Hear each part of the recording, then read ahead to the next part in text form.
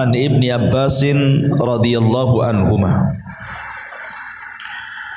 anna Rasulullah sallallahu alaihi wasallam qala inna Allah tajawaza li an ummati al khata'u wan nisyan wa mastukrihu alaihi.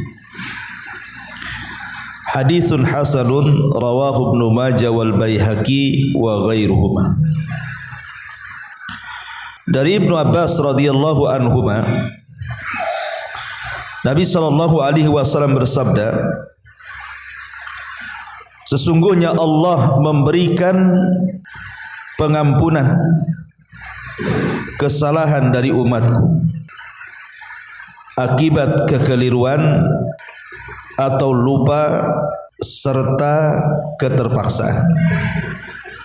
Hadis ini hasan, diriwayatkan oleh Imam Ibnu Majah, Al-Imam Al-Baihaqi dan selain keduanya. Baik. Ma'asyiral muslimat yang dimuliakan Allah Subhanahu wa taala, hadis ini adalah hadis yang menunjukkan kepada kita tentang si'atu rahmatillah, luasnya kasih sayang Allah Subhanahu wa taala kepada hamba-hambanya. Lah bentuk kasih sayang Allah adalah Allah tidak mencatat dosa pada siapapun yang melanggar dikarenakan al-khata' karena tidak sengaja, wan nisyan karena lupa, wa mastukrihu alaih atau karena dipaksa. Dan ini bentuk kasih sayang Allah Azza wa Jal kepada kita. Ketika Nabi SAW mengatakan innallaha tajawazali an ummati, sesungguhnya Allah memberikan atau mengampuni kesalahan-kesalahan dari umatku. Kalimat umatku di sini maksudnya apa umat di sini? Karena umat itu kan ada dua. Ada yang disebut dengan ummatud dakwah, ada yang disebut dengan ummah al-ijabah. Kalau umat dakwah maksudnya berdasarkan hadis Nabi sallallahu alaihi wasallam, tidaklah seorang Yahudi ataupun Nasrani yang mendengarkan aku diutus kemudian tidak beriman kepada aku kecuali mereka termasuk orang-orang yang akan masuk jahannam. Hadis ini menunjukkan apa? Bahwa Yahudi dan Nasrani adalah ummatu dakwah, umat yang harus dakwahi. Tapi di sana ada umat al-ijabah, umat yang sudah menerima seruan Nabi. Kayak kita ini, itu disebut ummah ijabah namanya, karena kita sudah menerima seruan Nabi dan kita sudah masuk Islam. Lah yang dimaksud hadis ini bukan semua umat, tetapi yang dimaksud umat di sinilah umat ijabah, bukan umat dakwah. Gak ada hubung kait dengan Yahudi, Nasrani ataupun di luar daripada Islam. Tidak ada kaitannya hadis ini dengan mereka. Hadis ini hanya berkaitan dengan umat yang sudah menerima seruan Islam. Ini maksud dari kalimat an ummati, dari umatku ini. Dan ketika Nabi SAW mengatakan sesungguhnya Allah membiarkan atau mengampuni kesalahan dari umatku, di sini ada dua keutamaan. Satu, keutamaan kepada Nabi sendiri. Yang kedua, keutamaan kepada umat Nabi sallallahu alaihi wasallam. Adapun keutamaan kepada Nabi karena umat-umat para nabi sebelum Nabi sallallahu alaihi wasallam tidak diberikan keutamaan ini. Jadi umat-umat sebelum Islam baik umat Nasrani ataupun Yahudi sebelumnya, mereka tidak diberikan seperti yang Allah berikan kepada Nabi sallallahu alaihi wasallam kepada umatnya. Kemudian keutamaan yang kedua, keutamaan umatnya sendiri, di mana banyak keringanan-keringanan yang Allah berikan kepada umat Islam dibandingkan kepada umat sebelum Islam. Lah salah satunya adalah Allah ringankan dengan cara membiarkan atau mengampuni kesalahan dari umat Islam ini bila dilakukan karena 3 sebab. Apa itu? Yang pertama al-khata'u. Al-khata'u, khata' itu artinya tidak sengaja, memaksudkan sesuatu tetapi terkena kepada yang tidak dimaksudkan. Itu namanya tidak sengaja.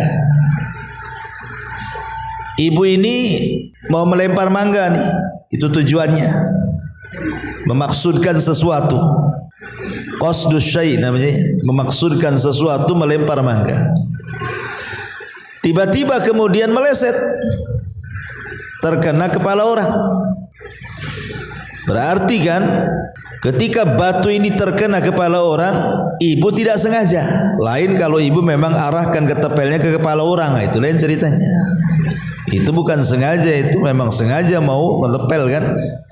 Ini memang enggak ada, karena pikirnya di kebun, enggak ada orang, kebun-kebun sendiri.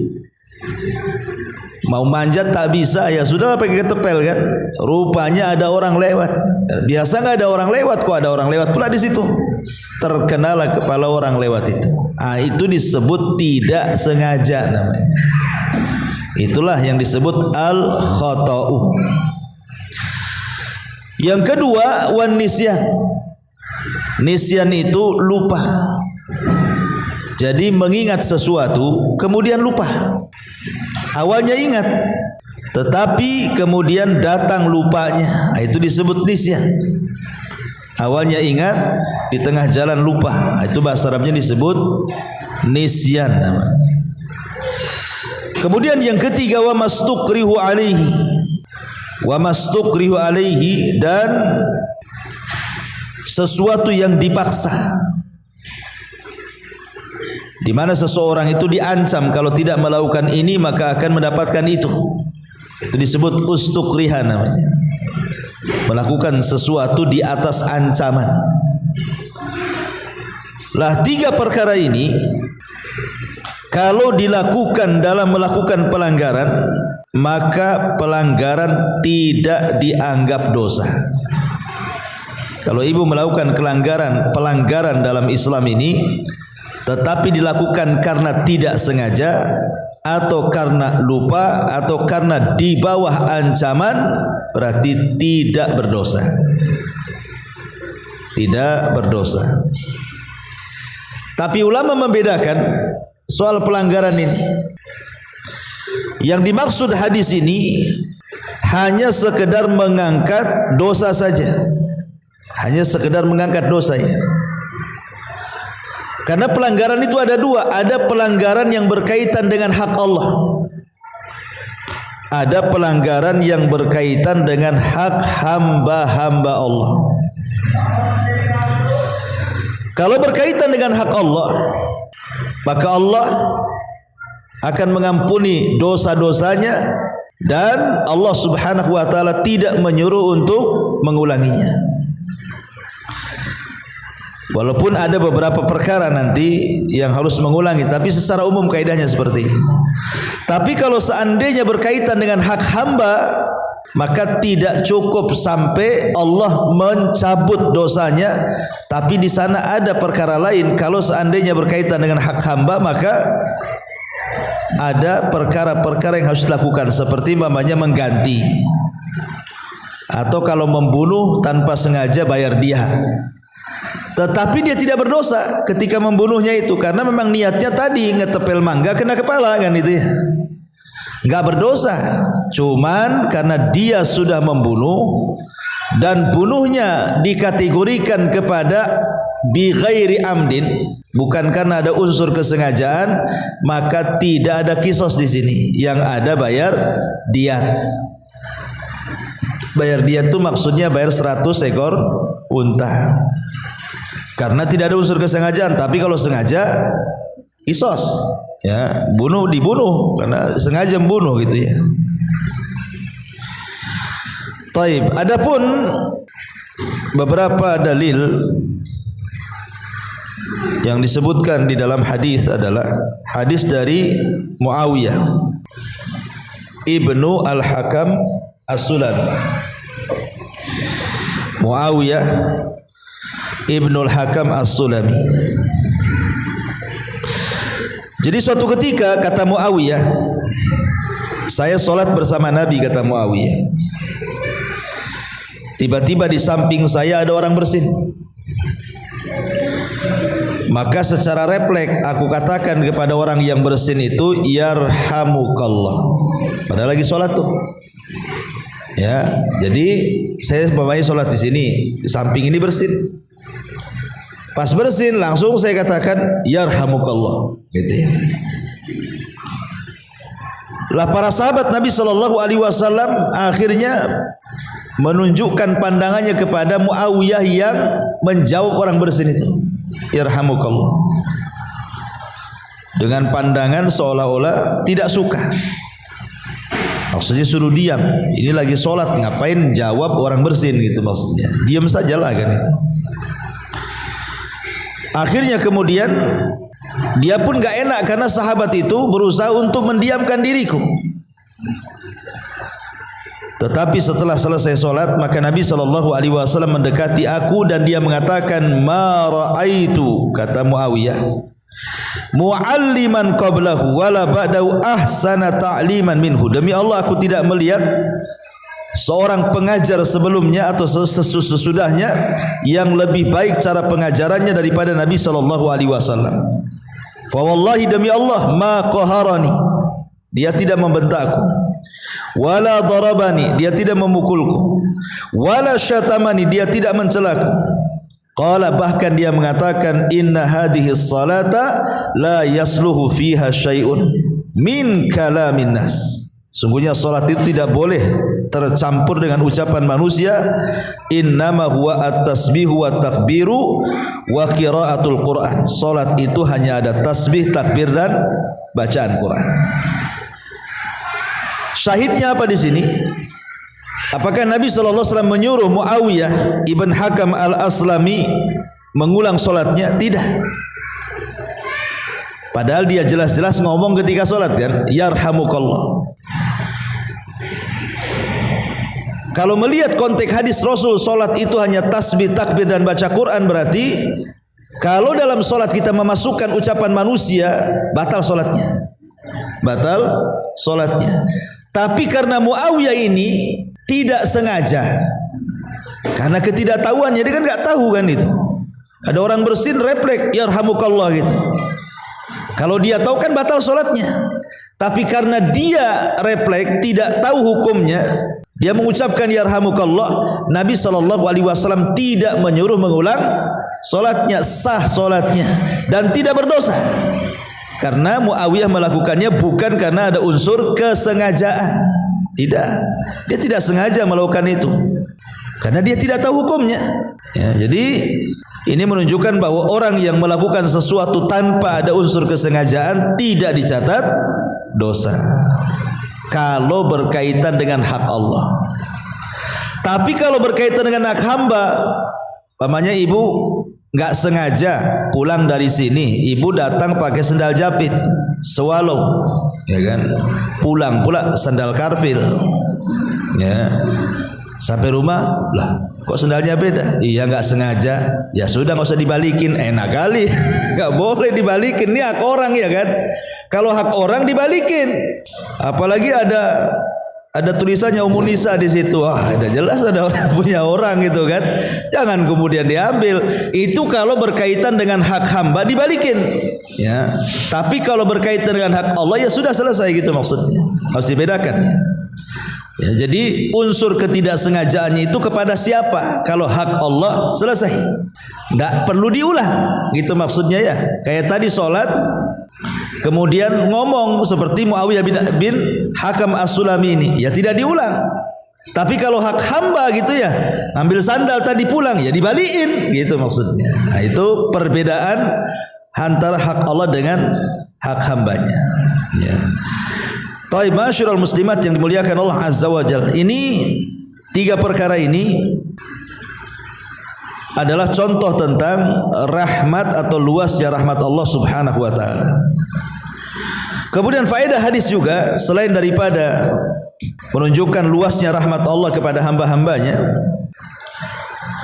yang kedua juga anna jami'al muharramat fil ibadat ghairal ibadati idza fa'alaha al-insan jahilan aw nasiyan aw mukrahan fala syai'a alaihi fima yata'allaq bihaqqillah amma haqqul adami fala yu'fa anhu min haitsu ad-dhaman wa in kana yu'fa anhu min haitsul itsmu.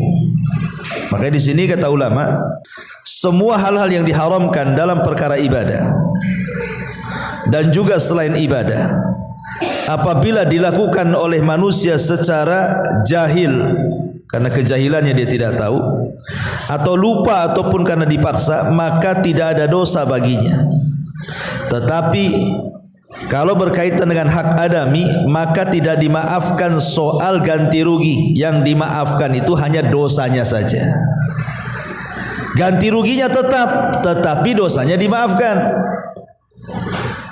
Umpamanya ibu ngelempar apa gitu ya, ada ayam di sini di depan rumah tuh, dilempar ayam tuh, rupanya terlalu kencang lah ayamnya pergi, orang pula lewat di situ, kena lah spion motornya pecah kan itu kan, kan ibu nggak sengaja mau melempar ayam kena spion kan gitu ya.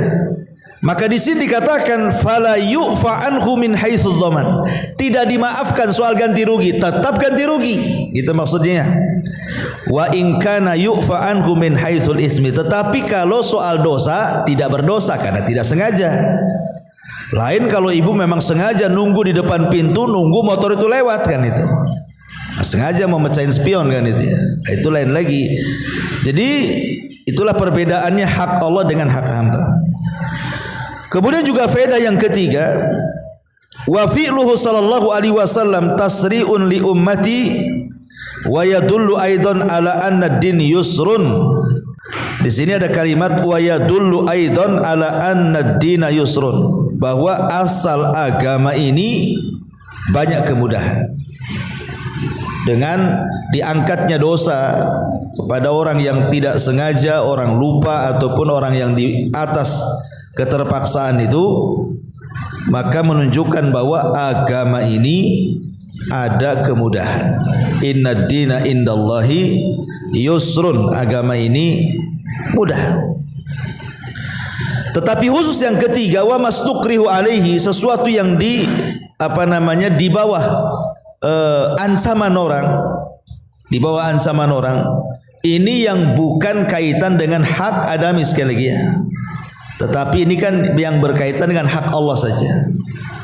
Seperti umpamanya ibu diancam suruh minum khamar,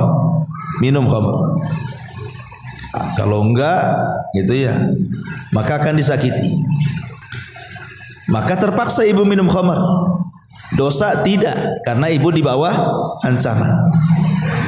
Beda pula kalau seandainya ibu diancam disuruh membunuh orang. Bunuh atau kamu kubunuh, itu beda. Bunuh dia, umpamanya ibu dikasih pisau, tusuk dia. Atau kalau tidak, ibu yang saya tusuk. Ya. Pukul dia. Kalau tidak mau pukul, saya yang pukul ibu. Itu namanya di bawah ancaman. Maka yang seperti ini tidak boleh dilakukan. Tidak boleh dilakukan. Dan kalau masih nekat juga nusuk orang gitu ya, maka ibu berdosa. Nggak boleh ya. Bunuh dia, kalau tidak saya bunuh. Ibu berdasarkan hadis ini, ya sudah saya bunuh sajalah kan dimaafkan? Tidak dimaafkan. Kalau menghilangkan nyawa itu tidak dimaafkan. Kenapa? Kok kok ibu boleh menghilangkan nyawa orang sementara nyawa ibu tak mau hilang, kan gitu namanya ya. Enak saja namanya. Nah, kalau yang seperti ini tidak boleh dilakukan. Sebab kalau dilakukan tetap berdosa dan ibu dikategorikan membunuh. Nah, ini bukan di atas ancaman, ini sudah masuk kriminal namanya ya.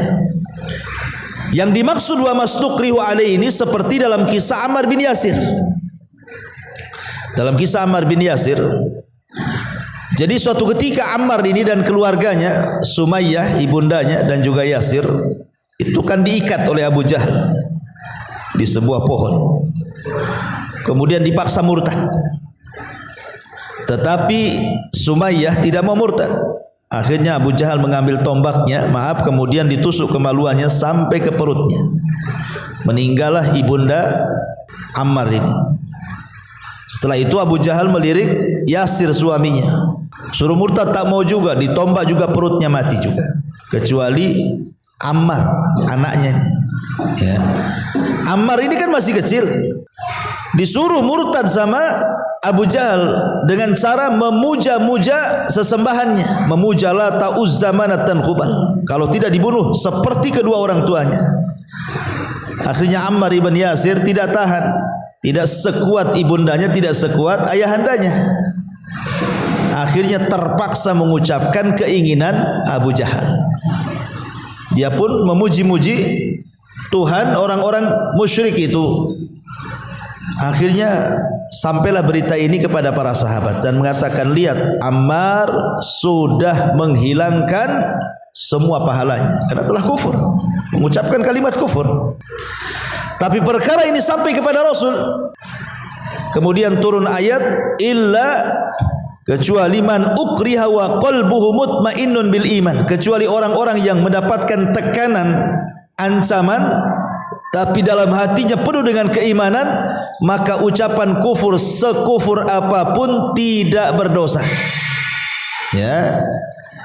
Turun ayat ini. Jadi Ammar ibn Yasir tidak dikategorikan keluar dari Islam, tidak juga dikategorikan berdosa, padahal dia jelas-jelas mengucapkan kalimat kufur. Kenapa? Karena di bawah ancaman. Kalau tidak dibunuh, terpaksalah Ammar akhirnya mengucapkan kalimat kufur. Karena turun ayat, kecuali orang-orang yang dipaksa tapi hatinya masih dipenuhi dengan keimanan, maka tidak dianggap kufur. Nah, kalau yang seperti ini di bawah ancaman, inilah kaedahnya di sini. Tidak berdosa. Tapi kalau disuruh membunuh, ini kan hanya suruh mengucap. Tidak ada kaitan dengan nyawa orang. Tidak ada kaitan dengan menyakiti orang, kan hanya mengucapkan saja bahwa Lata, Uzza, Manat itu berhala begini-begini, itu saja. Nah, kalau yang seperti ini dimaafkan dan tidak dikeluarkan dari Islam. Yang tidak boleh itu kalau dibawa ancaman dalam rangka menyakiti atau membunuh. Nah, itu tidak boleh. Sakiti kalau tidak saya sakiti, pukul kalau tidak saya pukul, bunuh kalau tidak saya bunuh. Nah, ini tak boleh. Tak boleh dilakukan. Kalau dilakukan tetap berdosa. Tidak masuk dalam hadis ini. Dan kalau sampai membunuh, kisos karena Anda membunuh. Nah, jadi ini harus dibedakan tentang hadis Nabi SAW, innallaha tajawazali an ummati al khata'u wan nisyanu wa mastukrihu alaihi. Taib, kita masuk ke dalam contoh-contoh dari hadis ini. Seperti apa contoh-contoh yang disebutkan para ulama? Contoh yang pertama, rajulun yusalli fasta'dzana alaihi rajulun ay qara al-bab faqala tafaddal nasiya annahu fi sholati fala tabtul salatuhu li'annahu nasin wa lam yata'ammad al-ithmu. Contoh nih, di sini dicontohkan. Seorang laki-laki sedang sholat, ibu sajalah, ibu sedang sholat duhur, asar di rumah gitu ya. Datang pula tamu, ngetuk pintu, assalamualaikum. Ibu ini lagi sholat, refleks, waalaikumsalam, silakan masuk. Lagi sholat tuh, ya. Tetapi ucapan itu keluar begitu saja. Terkaget ibu gitu, kok saya ngomong jadinya, nah, gitu ya. Maksudnya mengeluarkan kata-kata silahkan masuk itu sementara ibu sedang sholat, itu karena ibu lupa kalau ibu sedang sholat. Kalau diucapkan ibu sedang lupa, ibu sedang sholat, itu tidak ada masalah, tidak membatalkan sholatnya. Lain kalau memang ibu sudah tahu dan ibu bukan lupa, kemudian menjawab salam dan mengatakan silakan masuk, batal sholatnya. Batal sholatnya, ya, harus diulang. Ini contoh seseorang lupa gitu ya. Atau umpamanya contoh yang lain, rajulun ukriha ala an ya'kula fi nahari Ramadan fa akala fala yufsidu saumahu li'annahu mukrah. Umpamanya ibu diancam orang, ibu lagi puasa nih, minum, kalau tidak saya pukul, kalau tidak saya bunuh, kalau tidak saya sakiti. Karena ibu ketakutan, akhirnya minum. Apakah batal puasanya? Ulama mengatakan tidak batal puasa, kecuali ibu, ini kesempatan ya, lain itu yang menikmati namanya ya. Tapi ibu tidak mau, selagi puasa kau suruh minum, nggak mau. Tapi karena saking ketakutannya, mau dipukul, mau dibunuh, mau diapa, terpaksalah minum. Maka minumnya orang yang berpuasa di bawah tekanan ancaman tidak membatalkan ibadah. Puasanya sah, lanjutkan saja. Ya. Ini contoh juga. Atau contoh yang lain, shaimun akala yadhunnu syamsa gharabat thumma tabayyana annaha lam taghrub. Namanya ibu malam-malam sudah niat ingin puasa nih, siang-siang udah niat nantilah jam 4 bangun sahur.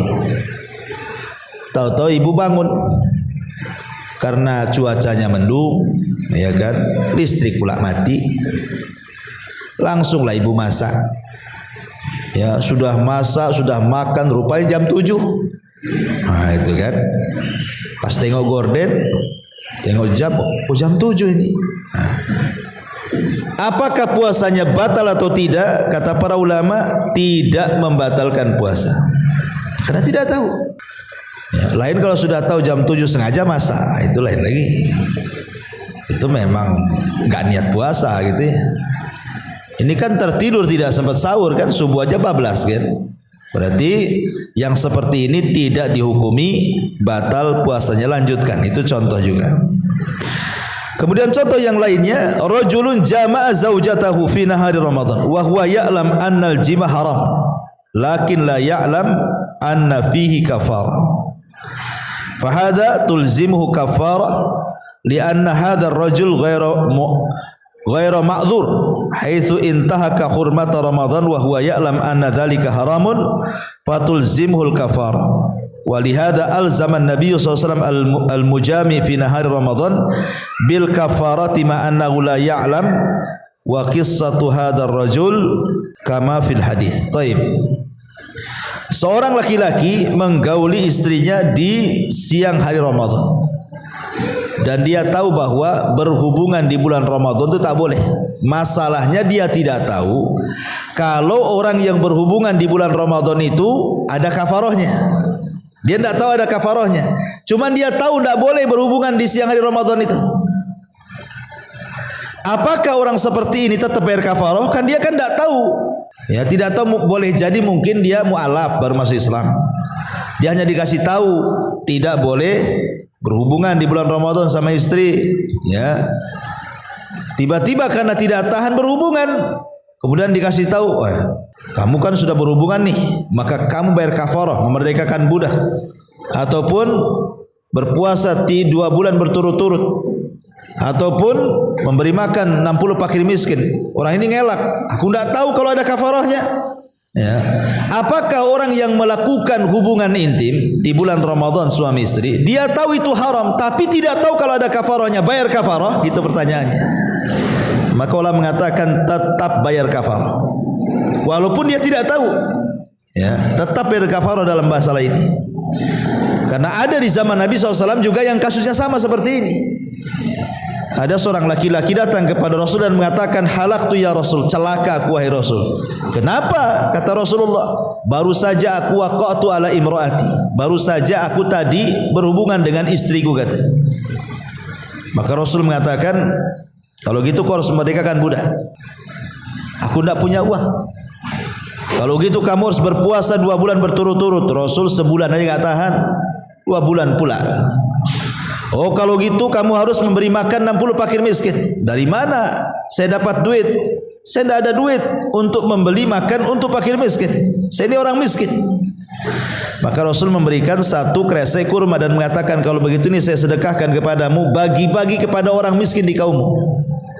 Kemudian dia berangkat ke kaumnya, kemudian balik lagi masih juga bawa kresek penuh dengan kurma itu. Kata Rasul, kenapa dibalikkan? Kata orang ini, demi Allah di antara 2 lembah itu tidak ada orang miskin kecuali aku, katanya. Akhirnya kata Rasul, ya sudah, ambil pulang. Itulah orang paling enak, orang miskin ngelanggar dapat kurma itu. Ini orang ini kan tidak tahu, tapi tetap Rasul nyuruh bayar kafarah kan. Nah, jadi ada hal-hal yang tidak lepas daripada kafarah. Ini juga salah satu contohnya. Kemudian contoh yang lain, rajulun zana wa huwa ya'lam anna zina haramun lakin la yadri anna zani al-musan alaihi ar-rajmu wa qala innahu law alima anna alaihi rajmu ma zana fa innahu yurjam. Taib. Seorang laki-laki berzina dan dia tahu bahwa zina itu haram, tapi dia tidak tahu bahwa zina orang yang sudah menikah itu dirajam. Wa qala innahu, dan dia mengatakan, kalau seandainya berzina orang yang sudah menikah itu ada rajam, tentu saya tidak akan berzina. Karena aku tidak tahu tidak ada rajam, maka aku berzina. Maka para ulama ketika menghukumi apakah orang ini dirajam atau tidak, bisa dipahami pertanyaannya. Jadi ada orang berzina dan dia sudah menikah, tapi dia tidak tahu bahwa hukuman berzina bagi orang yang menikah itu hukumannya rajam. Dia kira kalau hanya berzina, ya seperti anak muda berzina yang belum menikah, ya paling dicambuk gitu ya 100 kali atau diasingkan setahun. Dia tidak tahu hukumnya ada rajam, sehingga dia mengatakan, kalau kau berzina berarti engkau harus dihukum rajam. Dia mengatakan, aku tidak tahu hukumannya kok.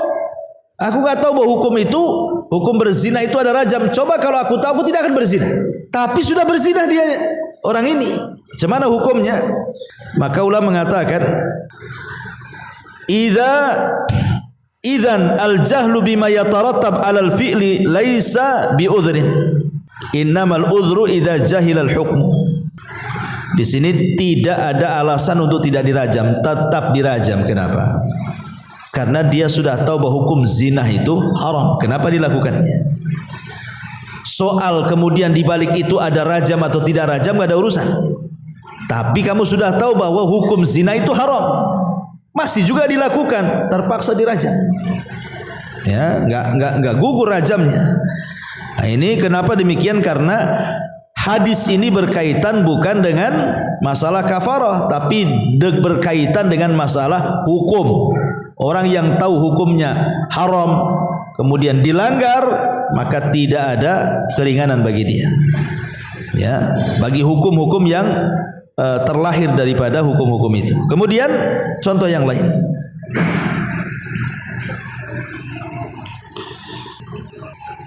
Idza taraka wajiban fala budda min di sini gimana? Jaa rajulun qawiyyun atau jaa rajulun qawiyyun syadidun wa akhadha syahsan balighan aqilan wa amsaka bihi wa dara bihi insanan hatta mata al-madrub fa innahu la yadman li annahu laysa lahu tasarrufun fa hadha kal alati fa dhamanu ala alladhi amsakahu wa daraba bihi maqtul. Taib. Seorang laki-laki yang kuat, yang kekar gitu ya, tiba-tiba kemudian mungkin atau ibulah di jalan ini, di jalan kawan ibu itu di tengah jalan ada motor. Maksud ibu itu dorong dia supaya jangan ketabrak motor, itu maksudnya. Ya, mungkin saya kasih contoh yang semisal dengan ini biar mudah. Masalahnya karena ibu kuat fisiknya, dorongnya itu terlalu kencang, tidak ketabrak motor, kepala dia pula kejeduk tembok gitu kan, mati. Nah, Sebenarnya kan kalau ketabrak motor mati juga gitu ya. Ibu tuh maunya menyelamatkan dia, main dorong, kejeduk kepalanya, pecah, mati juga gitu. Nggak kena motor, kena dorong ibu. Tapi maksud ibu kan dorong itu menyelamatkan dia dari motor, maksudnya bukan membunuh dia gitu ya. Maka apakah kemudian karena ibu sudah mendorong dia, mungkin bahasa di sini ya, apakah kemudian ibu sudah mendorong dia, kemudian ibu juga berdosa karena membunuh orang? Ini kan orangnya mati. Ya, karena ibu dorong, maka tidak berdosa. Karena ibu kan niatnya bukan membunuh, justru menyelamatkan. Ya, tidak berdosa. Nah, tetapi ini kan maksud kepada apa? Kepada pembunuhan tanpa sengaja. Ya, masuk kepada pembunuhan tanpa sengaja. Berarti kalau keluarga korban menuntut, ya bayar dia. Ya kalau menuntut kan, ya kalau diikhlaskan alhamdulillah lah kan. Wallahu a'lam.